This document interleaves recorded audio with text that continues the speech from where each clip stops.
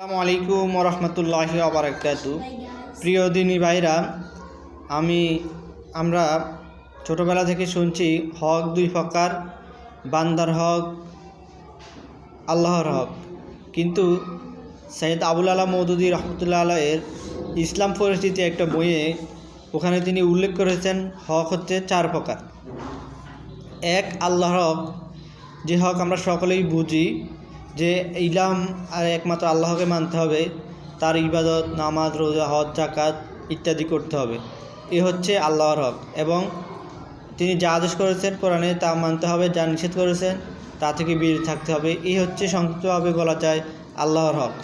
দুই নম্বরে মানুষের হক, অর্থাৎ মানুষের সাথে খারাপ ব্যবহার করা যাবে না, মানুষের মনে কষ্ট দেওয়া যাবে না, গীবত করা যাবে না, চগলখড়ি করা যাবে না, ওজনে কম দেওয়া যাবে না, ইত্যাদি ইত্যাদি। যা মানুষের জন্য ক্ষতি, এরকম কোনো ক্ষতি করা যাবে না, যা হচ্ছে বান্দার হক। তিন নম্বর হচ্ছে, যেটা আমাদের জানা ছিল না, তিন নম্বর হচ্ছে আমাদের নিজের দেহ ও আত্মার হক, অর্থাৎ নিজেকে কষ্ট দেওয়া যাবে না। আপনি মদ, সিগারেট, ইয়াবা ইত্যাদি মাদকদ্রব্য সেবন করে নিজের শরীরের কষ্ট দেওয়া যাবে না। এটা হচ্ছে দেহ ও আত্মার হক।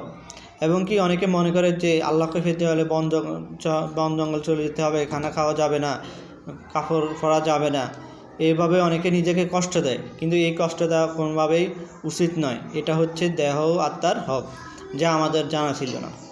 চার নম্বর হচ্ছে আল্লাহর সৃষ্টির প্রতি হক, অর্থাৎ আল্লাহ যত সৃষ্টি আছে, পশু পাখি, অনেক সৃষ্টি, পোকামাকড়, ফাঁকালি যত সৃষ্টি আছে, এই সৃষ্টিদেরকে কষ্ট দেওয়া যাবে না। যেমন গরুর হাল চাষ করতে গেলে গরুকে কম খাওয়া দেওয়া যাবে না, কম খাবার দেওয়া যাবে না, তাদেরকে ক্ষুধায় কষ্ট দেওয়া যাবে না, অতিরিক্ত বোঝা তাদের গাড়ি চাপিয়ে দেওয়া যাবে না।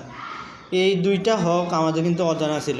সৈয়দ আবুল আলা মওদুদী রহমতুল্লাহ আলাইহি তিনি ইসলাম পরিস্থিতি বইয়ের শেষের দিকে এই আরও দুইটি হক উল্লেখ করেছেন।